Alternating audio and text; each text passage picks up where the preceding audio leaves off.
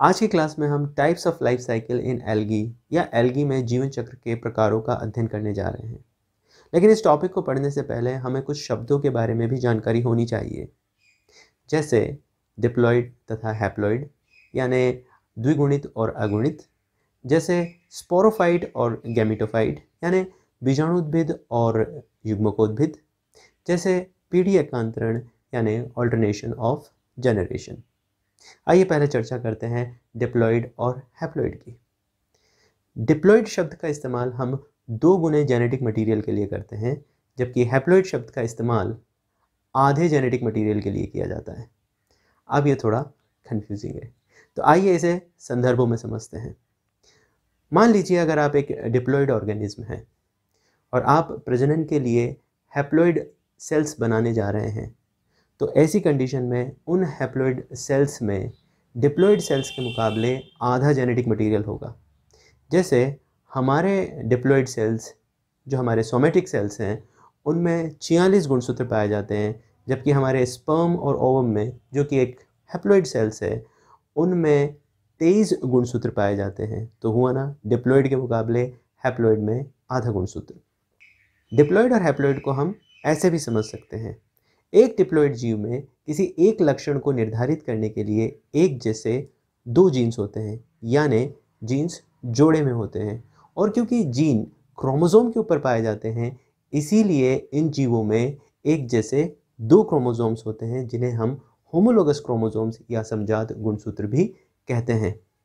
वहीं हैप्लॉइड जीवन में किसी एक लक्षण को निर्धारित करने के लिए जीन्स जोड़ों में नहीं बल्कि अकेले होते हैं।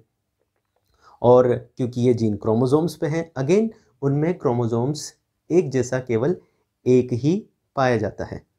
दूसरी भाषा में हम कह सकते हैं कि डिप्लॉइड में क्रोमोसोम्स के दो सेट, जबकि हैप्लॉइड जीवों में क्रोमोसोम्स का केवल एक सेट ही पाया जाता है। जैसे मानव में क्रोमोसोम के एक सेट में 23 अलग अलग प्रकार के गुणसूत्र पाए जाते हैं, जबकि उसके हैप्लॉइड सेल्स में 23 अलग अलग गुणसूत्रों का केवल एक ही सेट पाया जाता है। इस प्रकार हम कह सकते हैं कि डिप्लॉइड जीव ऐसे जीवों को कहा जाता है जिसमें गुणसूत्रों के दो सेट, जबकि हैप्लॉइड जीव ऐसे जीवों को कहा जाता है जिनमें गुणसूत्र का केवल एक सेट पाया जाता है। यहाँ यह बात ध्यान में रखना ज़रूरी है कि दुनिया के सभी डिप्लॉइड जीव हैप्लॉइड कोशिकाओं का निर्माण नहीं करते हैं, और इसी प्रकार दुनिया के सभी हैप्लॉइड जीव डिप्लॉइड सेल्स का भी निर्माण नहीं करते हैं। ऐसा केवल वे ही जीव करते हैं जिनमें लैंगिक जनन या सेक्सुअल रिप्रोडक्शन पाया जाता है। बात करें डिप्लॉइड ऑर्गेनिज्म से हैप्लॉइड ऑर्गेनिज्म या हैप्लॉइड सेल बनने की, तो ऐसा यह मियोसिस या अर्धसूत्री विभाजन द्वारा कर पाते हैं। अर्धसूत्री विभाजन एक ऐसी प्रक्रिया है जिसमें विभाजन से बनने वाली सभी कोशिकाओं में गुणसूत्रों की संख्या अपने पैतृक कोशिका के तुलना में आधी रह जाती है। न केवल संख्या बल्कि डीएनए की मात्रा भी इसमें आधी रह जाती है। और अगर हम बात करें हैप्लॉइड से डिप्लॉइड सेल बनने की, तो ऐसा ये गैमीट्स के निषेचन या फर्टिलाइजेशन से कर पाते हैं। तो सबसे पहले एक हैप्लॉइड ऑर्गेनिज्म गैमीट्स का फॉर्मेशन करता है। गैमीट्स के फॉर्मेशन में अगर कोई विभाजन इन्वॉल्व होता है तो वह है माइटोसिस या समसूत्री विभाजन, यानी कि हैप्लॉइड जीवों में माइटोसिस या समसूत्री विभाजन के जरिए गैमीट्स का फॉर्मेशन होता है। फिर यह गैमीट्स निषेचन या फर्टिलाइजेशन के जरिए एक दूसरे से संलयित होते हैं, और संलयित होकर ये एक डिप्लॉइड जाइगोट बनाता है, जो वृद्धि करके एक डिप्लॉइड शरीर का रूप धारण कर सकता है। अब कोई भी जीव इस तरीके की उठापटक क्यों करता है, इससे उसको फ़ायदा क्या होता है? तो देखिए, लैंगिक जनन करने वाले जीवों को इसमें फ़ायदा ये होता है कि इन प्रक्रियाओं के ज़रिए वो पीढ़ी दर पीढ़ी अपने गुणसूत्रों की मात्रा और संख्या को समान रख पाते हैं, जो किसी भी प्रजाति की एक विशिष्टता होती है। अब हम चर्चा करते हैं पीढ़ी एकांतरण या ऑल्टरनेशन ऑफ जनरेशन की। कोई भी जीव जो लैंगिक जनन करते हैं, वे अपने जीवन काल में दो स्वरूपों को प्रकट करते हैं। ये बात और है कि इसमें कोई स्वरूप प्रभावी होता है, कोई हासित होता है, तो जो प्रभावी स्वरूप है वही आपको दिख रहा है, और अगर किसी जीव में दोनों ही स्वरूप प्रभावी हैं तो दोनों ही आप देख पाएंगे। एनीवेज, बात ये हुई कि एक जीव जो लैंगिक जनन करता है उसके जीवन काल में दो स्वरूप दिखाई देते हैं जो एक के बाद एक आते हैं। यानी कि अगर कोई डिप्लॉइड स्वरूप अभी प्रकट कर रहा है तो उसके बाद वो अपना हैप्लॉइड स्वरूप प्रकट करेगा, और हैप्लॉइड स्वरूप गैमीट्स को प्रोड्यूस करेंगे, और गैमीट्स संलयित होकर के फिर से डिप्लॉइड स्वरूप को प्रकट करेंगे, और जो डिप्लॉइड स्वरूप होगा उसकी जनन कोशिकाओं में अर्धसूत्री विभाजन होगा, जिससे फिर से हैप्लॉइड स्वरूप प्रकट होगा, और वो हैप्लॉइड स्वरूप फिर से गैमीट्स बनाएगा, जिसके संलयन से फिर से डिप्लॉइड स्वरूप प्रकट होगा। तो आप देख रहे हैं कि यहाँ एक के बाद एक फॉर्म या स्वरूप डिप्लॉइड और हैप्लॉइड एक एकांतरित क्रम में प्रकट हो रहा है लैंगिक जनन करने वाले जीवों में। यही प्रक्रिया कहलाती है पीढ़ी एकांतरण। अब हम बात करते हैं आज के हमारे फाइनल टर्म यानी स्पोरोफाइट और गैमेटोफाइट के बारे में। स्पोरोफाइट और गैमेटोफाइट ये शब्द प्लांट्स के केस में यूज़ किए जाते हैं। इनमें जुड़ने वाला सफिक्स फाइट्स का मतलब होता है प्लांट्स या पौधे। स्पोरोफाइट में स्पोरो शब्द स्पोर के ओरिजिन से आता है, यानी कि स्पोर के या बीजाणुओं के उत्पत्ति से, और गैमेटोफाइट में वर्ड गैमेटो ये गैमीट की उत्पत्ति या युग्मकों की उत्पत्ति से आता है। तो कहने का मतलब स्पोरोफाइट का मतलब हुआ ऐसे प्लांट फॉर्म जो स्पोर को प्रोड्यूस करते हैं, और गैमेटोफाइट का मतलब हुआ ऐसे प्लांट फॉर्म्स जो गैमीट को प्रोड्यूस करते हैं। अब स्पोरोफाइट होता है डिप्लॉइड फॉर्म प्लांट का, और गैमेटोफाइट होता है हैप्लॉइड फॉर्म प्लांट का, जो ऑब्वियस सी बात है, जैसा हमने पीढ़ी एकांतरण में देखा, एकांतरित क्रम में एक के बाद एक अभिव्यक्त होते हैं। यानी कि अगर प्लांट अपने स्पोरोफाइट फॉर्म में है, स्पोरोफाइट मतलब डिप्लॉइड फॉर्म में है, तो ये प्लांट्स स्पोर प्रोड्यूस करेगा मियोसिस की प्रक्रिया से, और इसी वजह से इन्हें हम मियोस्पोर्स कहेंगे। ये मियोस्पोर्स अंकुरित होकर हैप्लॉइड फॉर्म को बनाएंगे, और इस हैप्लॉइड फॉर्म को हम कहेंगे गैमेटोफाइट, और ये गैमेटोफाइट फिर गैमीट्स का फॉर्मेशन करेंगे, और ये गैमीट निषेचित होकर के पुनः स्पोरोफाइट का फॉर्मेशन करेंगे। तो पहले स्पोरोफाइट, फिर आया गैमेटोफाइट, फिर आया स्पोरोफाइट, फिर आया गैमेटोफाइट, फिर आया इसी तरीके से आते जाते रहेंगे एकांतरण क्रम में, और इसी को तो हमने कहा था पीढ़ी एकांतरण। ये चैप्टर स्टार्ट करने से पहले जितने भी इम्पॉर्टेंट टर्म्स थे इससे जुड़े हुए, जो इन चैप्टर्स में बार बार रिपीट होंगे, आशा है कि ये सारे टर्म्स आप अच्छी तरीके से समझ गए होंगे। तो अब हम बिना देरी किए हुए, बिना शोर शराबे के, शांति के साथ शुरू करते हैं आज की क्लास। वेलकम न्यूफाइट्स, मेरा नाम है अमित और आप हैं बायो इल्यूमिनेशन में। कहीं मत जाइए, चैनल को सब्सक्राइब करिए, हम अभी हाजिर होते हैं। वेलकम न्यूफाइट्स, बायो इल्यूमिनेशन में आपका फिर से स्वागत है। आज का हमारा टॉपिक है types of life cycle in algae, या एल्गी में जीवन चक्र के प्रकार।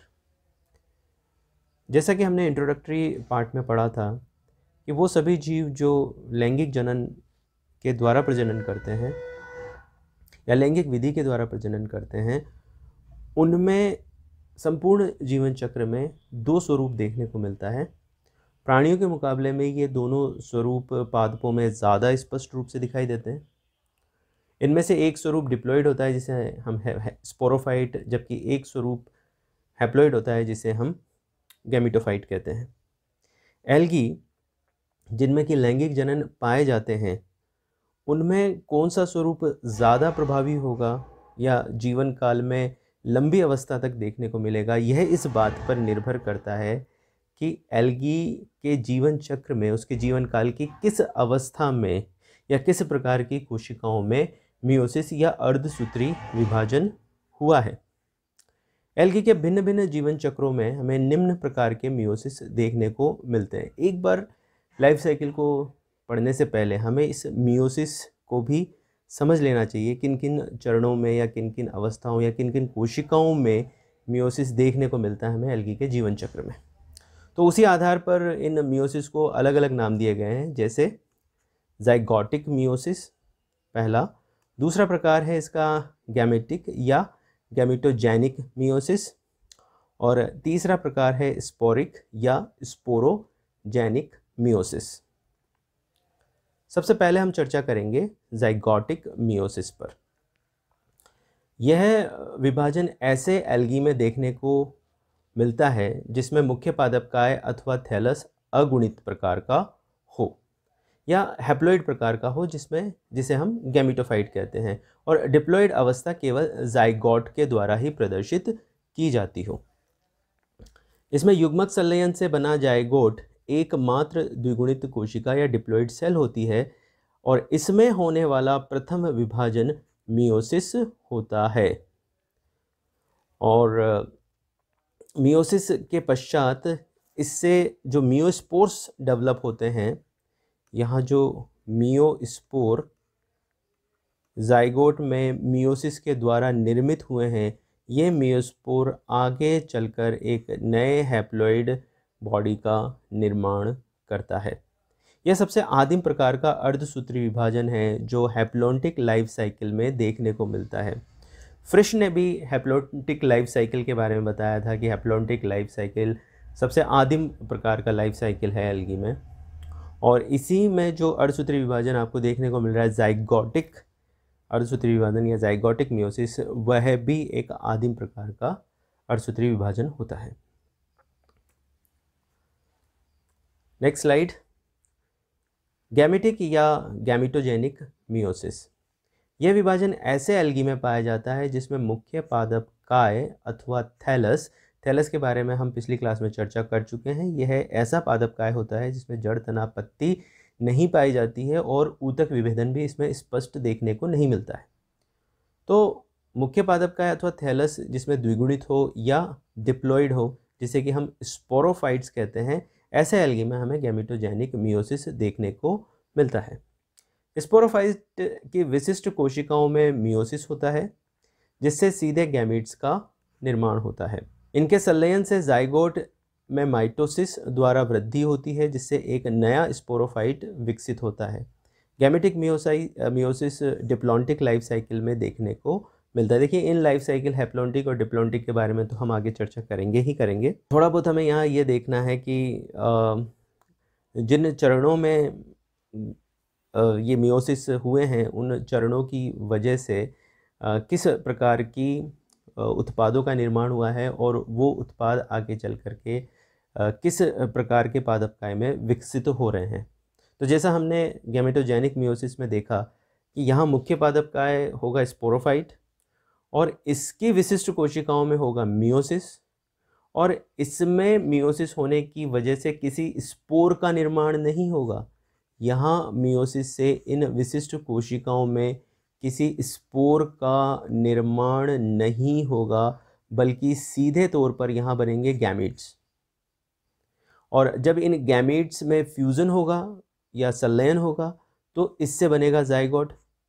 अब जैसा कि हमने जाइगोटिक मियोसिस में देखा था, यहाँ वैसा नहीं होगा कि जाइगोट में मियोसिस हो, यहाँ जाइगोट में होगा माइटोसिस, और माइटोसिस के द्वारा इसकी कोशिकाओं में बढ़ोतरी होगी, यह संरचना वृद्धि करेगी और वृद्धि करके एक नए स्पोरोफाइट में यह विकसित हो जाएगी।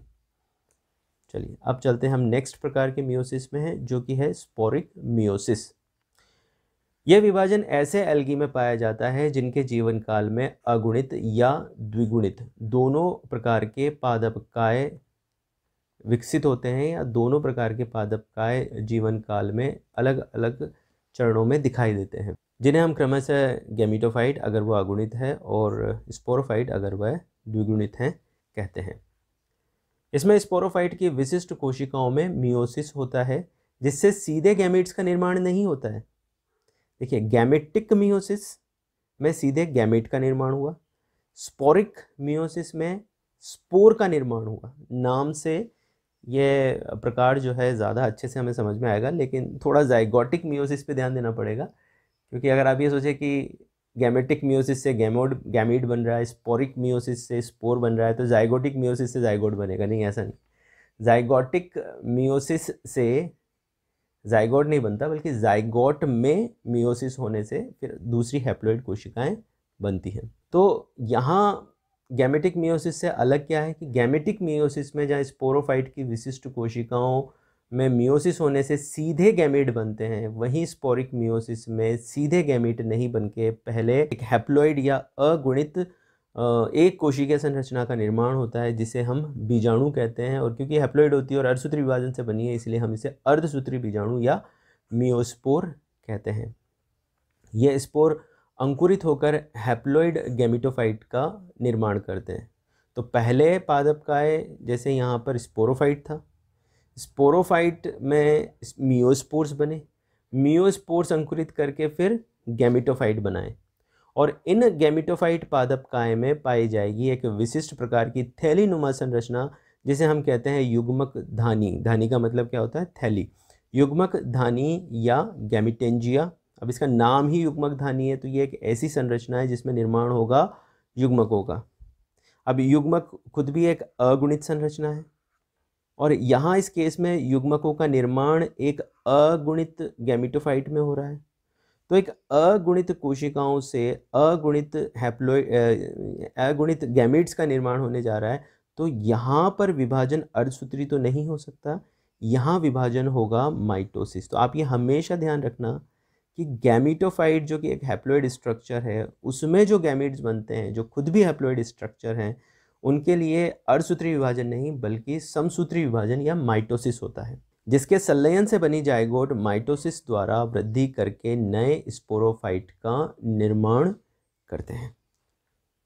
इस प्रकार हम कह सकते हैं कि जाइगोट में होने वाला विभाजन का प्रकार यह तय करेगा कि एल्गी में कौन सी अवस्था अधिक प्रभावी होगी। वे सभी क्रमिक घटनाएं एवं अवस्थाएं जिनसे होकर जीव अपने एक पीढ़ी के जाइगोट से अगली पीढ़ी के जाइगोट बनने तक गुजरता है, उसे जीव का जीवन चक्र कहते हैं या लाइफ साइकिल कहते हैं। ये एक टिपिकल डेफिनेशन है, एक प्रारूपिक परिभाषा है जीवन चक्र की। इसे हम इस तरह से भी कह सकते हैं कि एक पीढ़ी के जाइगोट से लेकर अगली पीढ़ी के जाइगोट बनने तक की सभी भिन्न भिन्न अवस्थाओं और घटनाओं का क्रम ही जीवन चक्र कहलाता है। जो भी परिभाषा आपको याद करने में आसान लगे, ये परिभाषा आप याद कर सकते हैं। Next slide. एल्गी अन्य पादप समूहों की तुलना में कम जटिल होते हैं, लेकिन वे अपने जीवन चक्र में अगुणित और द्विगुणित प्रावस्थाओं का मूल एकांतरण दर्शाते हैं। यह प्रक्रम पीढ़ी एकांतरण या ऑल्टरनेशन ऑफ जनरेशन कहलाता है, जिसके बारे में हम इंट्रोडक्टरी पार्ट में समझ चुके हैं। पीढ़ियों का एकांतरण विभिन्न प्रकार का होता है, जो जाइगोट में होने वाले विभाजन पर निर्भर करता है। ये लाइन इतनी बार रिपीट हुई है कि मेरे हिसाब से आपको अच्छे से रट गई होगी। कुछ एल्गी जीवन चक्र में गैमेटोफाइट जबकि अन्य में स्पोरोफाइट प्रभावी होता है। देखिए, अगर जाइगोट में, अगर मान लिया जाए जाइगोट में विभाजन मियोसिस है, ये आप ध्यान रखिएगा, चाहे तो कहीं नोट डाउन कर लीजिए।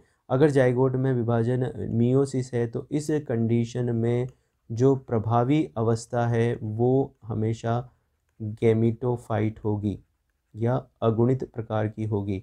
और अगर जाइगोट में होने वाला विभाजन, अगर जाइगोट में होने वाला विभाजन माइटोसिस या समसूत्री है, तो इस कंडीशन में जो प्रभावी अवस्था होगी वो प्रभावी अवस्था होगी स्पोरोफाइट। ओके, द्विगुणित। इस आधार पर एल्गी के जीवन चक्र को हम 5 प्रकारों में बांट सकते हैं। पहला हैप्लोन्टिक लाइफ साइकिल, दूसरा डिप्लोन्टिक लाइफ साइकिल, तीसरा डिप्लो हैप्लोन्टिक लाइफ साइकिल, चौथा हैप्लोबायोन्टिक या डाइफेजिक लाइफ साइकिल, तथा पांचवा हैप्लो डिप्लोबायोन्टिक या ट्राइफेजिक लाइफ साइकिल। आज की क्लास में हम इन 2 लाइफ साइकिल का अध्ययन करेंगे और बाकी शेष बची हुई लाइफ साइकिल को हम नेक्स्ट क्लास में देखेंगे। तो सबसे पहले हम चर्चा करेंगे हैप्लोन्टिक लाइफ साइकिल पर। इसमें हैप्लॉइड अवस्था अधिक प्रभावी होती है, अर्थात मुख्य पादप थैलस इसमें गैमेटोफाइट प्रकार का होता है। गैमेटोफाइट के गैमिटेंजिया के बारे में हम बात कर चुके हैं, गैमिटेंजिया या युग्मक धानी, जिसमें गैमीट का निर्माण होता है। तो गैमिटोफाइट्स के गैमिटेंजिया में गैमीट का निर्माण होता है और गैमीट्स फिर बाद में संलयित होते हैं या निषेचित होते हैं और इनके निषेचन के बाद डिप्लॉइड जाइगोट का निर्माण होता है। देखिए बहुत ही सिंपल है। मुख्य पादप का इसमें क्या हुआ, गैमिटोफाइट। गैमिटोफाइट में क्या पाया जाएगा, गैमिटेंजिया। गैमिटेंजिया में किसका निर्माण होगा, गैमीट्स का। और जब गैमीट्स बन जाएंगे तो गैमीट्स का क्या होगा, गैमीट्स का होगा संलयन, जिसको हम अंग्रेजी में कहते हैं सिंगेमी। और सिनगेमी के परिणाम स्वरूप यहाँ क्या बनेगा, एक द्विगुणित जाइगोट का निर्माण होगा। और अब क्या होगा, जाइगोट बनने के तुरंत बाद, बनने के या तो तुरंत बाद या विश्रामावस्था के पश्चात, मतलब कुछ देर के लिए वह विश्राम अवस्था में रहेगा। अब ये भी इंटरेस्टिंग फैक्ट है कि वो विश्राम अवस्था में क्यों रहेगा। हो सकता है वो किसी किस्म के प्रतिकूल वातावरण को फेस कर रहा हो, जैसे सूखा। तो इस किस्म के वातावरण को बाईपास करने के लिए या गुजर जाने देने के लिए वह थोड़ी देर के लिए विश्राम अवस्था में रहेगा और जैसे ही अनुकूल दशाएं उत्पन्न हो वह अंकुरित हो जाएगा। और अंकुरण के लिए वह सबसे पहले जो विभाजन इसमें आपको देखने को मिलेगा, क्योंकि ये एक हैप्लोन्टिक प्रकार का लाइफ साइकिल है, तो यहाँ जाइगोट में विभाजन होगा मियोसिस। यहाँ कैसा होगा, यहाँ होगा मियोसिस, जिसे हम कहते हैं जाइगोटिक मियोसिस। अब जाइगोटिक मियोसिस से यहाँ क्या बनेंगे, जाइगोटिक मियोसिस से बनेंगे यहाँ पर मियोस्पोर्स, जो कि होंगे हैप्लॉइड प्रकार के या अगुणित प्रकार के। इनमें होगा अंकुरण। अंकुरण को अंग्रेजी में हम कहते हैं जर्मिनेशन। आप यहाँ लिख सकते हैं अंकुरण। भाई पेपर पेन लेके बैठिएगा साथ में, मैं पहले ही बता दूँ आपको। ओके, ये सब नोट्स आपको लिखने हैं, हिंदी मीडियम के नोट्स हैं, बहुत ही कंसाइज, बहुत ही कंपाइल्ड और कंसाइज, मतलब भली भांति तरीके से तैयार किए हुए अलग अलग बुक्स के माध्यम से।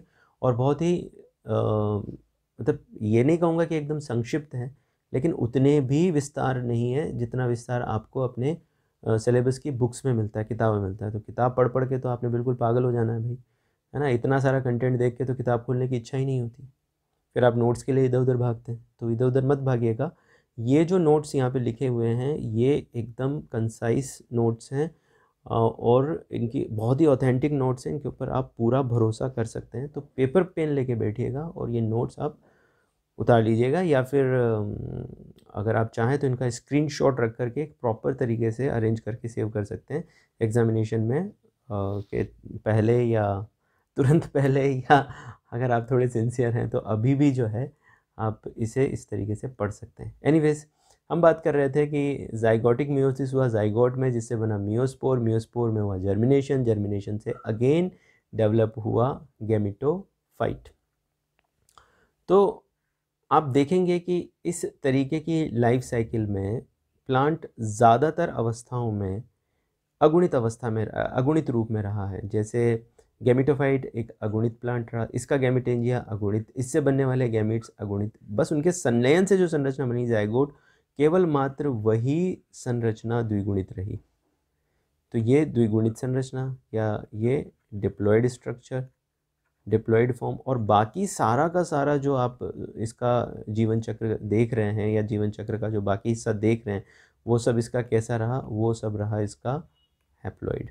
एक चीज़ यहाँ और है, दो टर्म्स आपको आगे आने वाली स्लाइड्स में देखने को मिलेंगे। एक है होमोथैलिक या समथैलेसी और एक है हीट्रोथैली या विषम थैलेसी।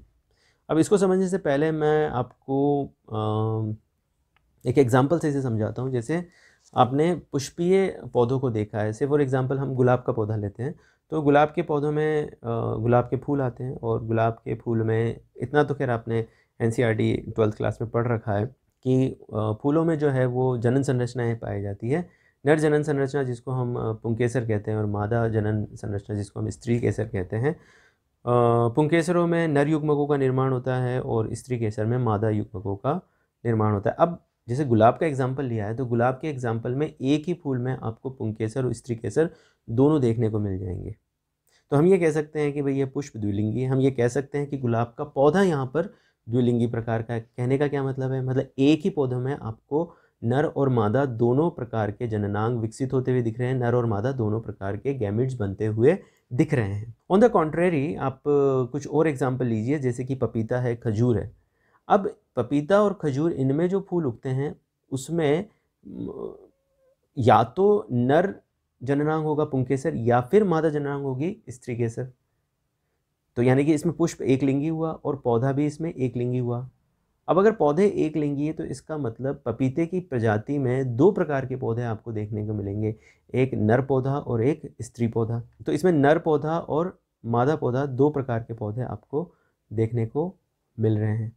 ठीक इसी तरीके से एल्गी में भी, अब ये जो एग्जाम्पल हमने कोट किए हैं ये तो खैर स्पोरोफाइट्स के एग्जाम्पल हो गए, क्योंकि ये पुष्पीय पादप एंजियोस्पर्म्स कैटेगरी में आते हैं और एंजियोस्पर्म्स में आपको मालूम है स्पोरोफाइट प्रभावी होता है। लेकिन हम बात कर रहे हैं एल्गी में, यहाँ गैमिटोफाइट प्रभावी होगा। तो देखिए गैमिटोफाइट्स में भी कुछ प्रजातियाँ ऐसी होंगी एल्गी की जिनके गैमिटोफाइट्स, एक ही गैमिटोफाइट पर नर और मादा दोनों युग्मकों का विकास होगा। अब अगर ऐसा है कि एक ही युग्मकोद्भिद पर नर और मादा दोनों युग्मकों का विकास हो रहा है तो इस प्रकार की प्रजाति कहलाती है होमोथैलिक प्रजाति या समथैलेसी प्रजाति। और अगर कोई एल्गी की प्रजाति ऐसी है जिसमें नर युग्मक किसी अन्य प्रकार के थैलस पर और मादा युग्मक किसी अन्य प्रकार के थैलस पर विकसित हो रहे हैं तो इस प्रकार की प्रजाति कहलाती है हीटेरोथैलिक। ओके, समथैलेसी विषमथैलेसी का कॉन्सेप्ट अगर आपको समझ में आ गया है तो हम इसमें आगे चलते हैं। हैप्लोन्टिक लाइफ साइकिल में क्या होता है इन्हें लेकर। एल्गी की जो समथैलेसी प्रजाति होती है जिसमें एक ही प्रकार का गैमिटोफाइट पाया जाता है जो नर और मादा दोनों गैमिट का निर्माण करता है, इनके जाइगोट से निर्मित समस्त मियोस्पोर समथैलिक गैमिटोफाइट का निर्माण करते हैं। जैसे यहाँ आप देख रहे हैं ये एक समथैलिक गैमिटोफाइट है, जीवन चक्र के ज़्यादा अवस्था में यही रहा है, ज़्यादा देर तक या दीर्घकालिक रूप में यही पाया गया है। उसके बाद जब ग्रोइंग सीज़न ख़त्म होने जा रहा होता है तब ये क्या करता है, गैमीट्स का फॉर्मेशन करता है। और ये इसने गैमीट्स बनाए, नर गैमीट्स और मादा गैमीट्स, जो एक ही थैलस पे बनेंगे, एक ही गैमिटोफाइट पे बन जाएंगी। इनमें सिनगैमी देखने को मिलेगी और सिनगैमी से, सिनगैमी मतलब संलयन, युग्मक का संलयन, एक जाइगोट बनेगा। अब इस जाइगोट में होगा मियोसिस या जाइगोटिक मियोसिस और इससे बनेंगे मियोस्पोर। जैसे आपको मालूम है कि अगर एक कोशिका में मियोसिस होता है तो उससे 4 पुत्री कोशिकाओं का निर्माण होता है। अब ये जो 4 कोशिकाएं बनी हैं ये चारों के चारों कोशिकाएं या जाइगोट से बनने वाले सभी मियोस्पोर इंडिविजुअल मतलब अलग अलग सभी मियोस्पोर होमोथैलिक गैमिटोफाइट का निर्माण करेंगे। मतलब 4 मियोस्पोर से 4 होमोथैलिक गैमिटोफाइट्स बनेंगे। तो ये जो गैमिटोफाइट्स होंगे इन पर दोनों प्रकार के गैमिट्स का निर्माण फिर से होगा। अब ये हीटेरोथैलिक प्रजातियों से कैसे अलग है। हीटेरोथैलिक में हम देखते हैं यहाँ कि हीटेरोथैलिक प्रजाति में जो 4 मियोस्पोर मियोसिस से बने हैं, जाइगोटिक मियोसिस से जो 4 मियोस्पोर्स बने हैं उनमें से 2 तो नर गैमिटोफाइट और 2 मादा गैमिटोफाइट का निर्माण करते हैं। यहाँ देखिए आपको समझ में आएगा। जैसे ये एक प्रजाति है एल्गी की जिसमें विषम थैलेसी अवस्था देखने को मिलती है। इसमें एक मेल गैमिटोफाइट है ये वाला, यानी कि नर गैमिटोफाइट पौधा है और ये फीमेल गैमिटोफाइट पौधा है। अब वही है कि जब ग्रोइंग सीजन का अंत आएगा और जब ये गैमिट्स का फॉर्मेशन करेंगे तो जो नर गैमिटोफाइट है, ये नर गैमिटोफाइट है, इससे तो बनेगा नर युग्मक और जो मादा गैमिटोफाइट है इससे बनेगी मादा युग्मक।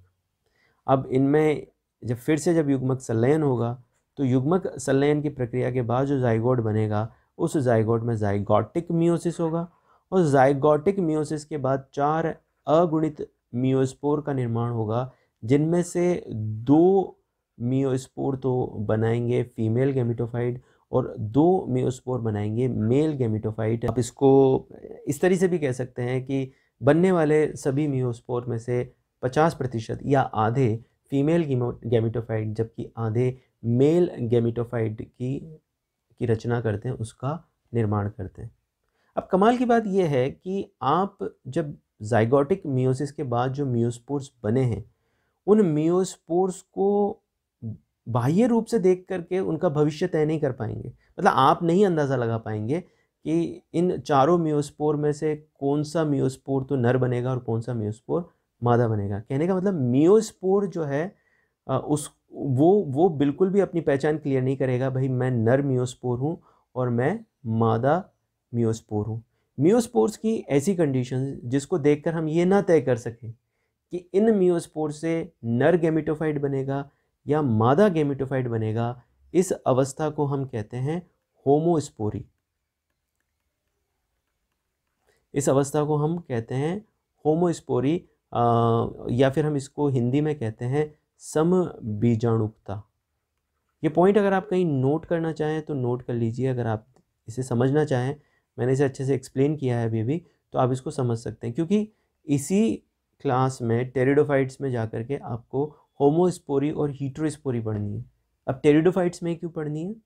वो इसीलिए पढ़नी है कि जो पादप समूहों का जो सबसे पहला वर्ग आता है, जो सबसे पहला क्लास आता है, वो आता है एल्गी, और एल्गी के बाद आता है ब्रायोफाइट्स, और फिर आता है टेरिडोफाइट्स, फिर जिम्नोस्पर्म्स और एंजियोस्पर्म्स। अब इसके अंदर शुरुआत के जो दो समूह हैं, थैलस दैट एल्गी और ब्रायोफाइट्स, इन दोनों में ही आपको होमोस्पोरी देखने को मिलेगी। यानी कि जो मियोस्पोर्स बनेंगे, आप उनको देख करके कभी भी ये अंदाज़ा नहीं लगा पाएंगे कि इनमें से कौन आगे चल करके नर गैमेटोफाइट बनाएगा और कौन आगे चल करके मादा गैमेटोफाइट बनाएगा। तो यह सबसे पहले कहाँ डिस्टिंग्विश होगा, कहाँ ये प्रदर्शित होगा दिखना है कि भाई दो अलग अलग टाइप के बीजाणु बनेंगे, ये आपको सबसे पहले दिखना शुरू होगा टेरिडोफाइट से, जहाँ पर एक स्पोर तो बड़े साइज़ का होगा और एक स्पोर छोटे साइज़ का होगा। बड़ा साइज़ आगे चल करके फीमेल गैमेटोफाइट और छोटा साइज़ आगे चल करके मेल गैमेटोफाइट बनाएगा। और ये जो दशा होती है, इन दशाओं को हम कहते हैं हीटेरोस्पोरी, या इसको हिंदी में कहा जाता है विषम बीजाणुकता। विषम बीजाणुकता। अब आप ध्यान में रखेंगे, ये स्टार्ट होता है टेरिडोफाइट से। ओके, ये जिम्नोस्पर्म्स में भी देखा जाता है, फिर आगे चल करके ये एंजियोस्पर्म्स में भी देखा जाता है, लेकिन एल्गी में और ब्रायोफाइट्स में, इन दोनों दशाओं में हीटेरोस्पोरी नहीं देखने को मिलेगी। यहाँ आपको जो दशा देखने को मिलेगी उसे हम कहते हैं होमोस्पोरी। चलिए आगे हम नेक्स्ट स्लाइड पे मूव करते हैं। देखिए, हैप्लॉन्टिक लाइफ साइकिल जो है, इस लाइफ साइकिल के जीवन काल में लगभग सभी अवस्थाएं हैप्लॉइड होती है। ये हमने देख लिया है ना, सभी अवस्थाएं हैप्लॉइड होती हैं। आप यहाँ पे भी देख सकते हैं, केवल जाइगोट को अगर छोड़ दिया जाए तो बाकी सारी अवस्थाएं जो है यहाँ पर हैप्लॉइड होती हैं। हमने लिखा है लगभग सभी अवस्थाएं, सभी नहीं, लगभग सभी अवस्थाएं। एकमात्र डिप्लॉइड अवस्था जाइगोट द्वारा प्रदर्शित की जाती है, जिसे बमुश्किल स्पोरोफाइट माना जा सकता है। भाई बमुश्किल क्यों? बमुश्किल इसलिए कि एक तो ये दिखाई नहीं देगा। भाई आप किसी को स्पोरोफाइट कहो तो वो दिखना भी तो चाहिए ना, वो तो दिखेगा ही नहीं, क्योंकि वो एक कोशिकीय है, सूक्ष्मदर्शी है, आपको नहीं नज़र आएगा। तो जब नज़र ही नहीं आएगा तो फिर आप उसको कैसे स्पोरोफाइट बोलोगे?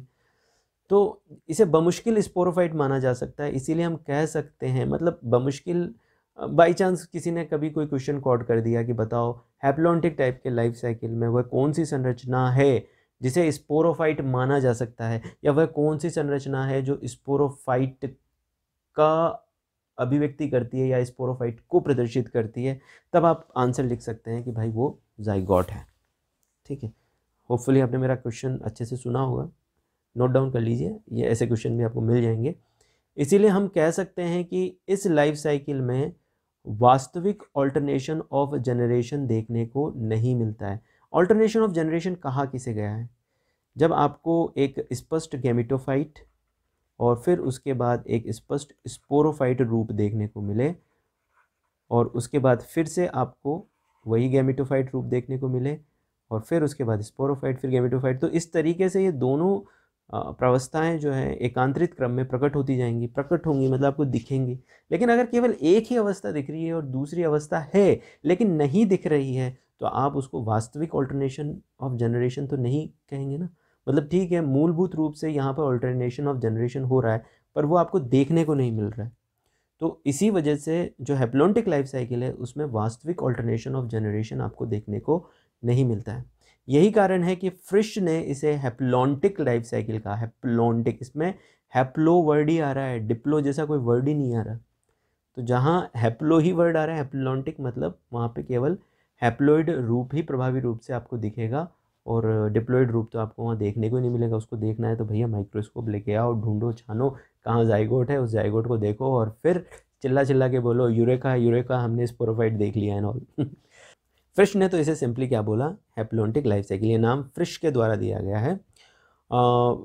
फ्रिश ये नाम आपको एल्गी में काफ़ी सुनाई देगा। इवन इस साल का जो आपका सिलेबस है राजस्थान यूनिवर्सिटी का, उसमें क्लासिफिकेशन भी फ्रिश का ही दिया गया है। तो फ्रिश के अनुसार यह आदिम प्रकार का जीवन चक्र है, एक प्रिमिटिव टाइप का जीवन चक्र। आदिम का क्या मतलब है? आदिम का मतलब एवोल्यूशनरी टाइमलाइन में या विकासीय समय रेखा पर यह सबसे पहले विकसित हुआ है, ये विकसित हुआ है या इसकी उत्पत्ति सबसे पहले हुई है। अब इसके एग्जाम्पल्स हम देखें तो एग्जाम्पल है यूलोथ्रिक्स, ईडोगोनियम, स्पायरोगायरा वगैरह वगैरह जो है इसके एग्जाम्पल हैं।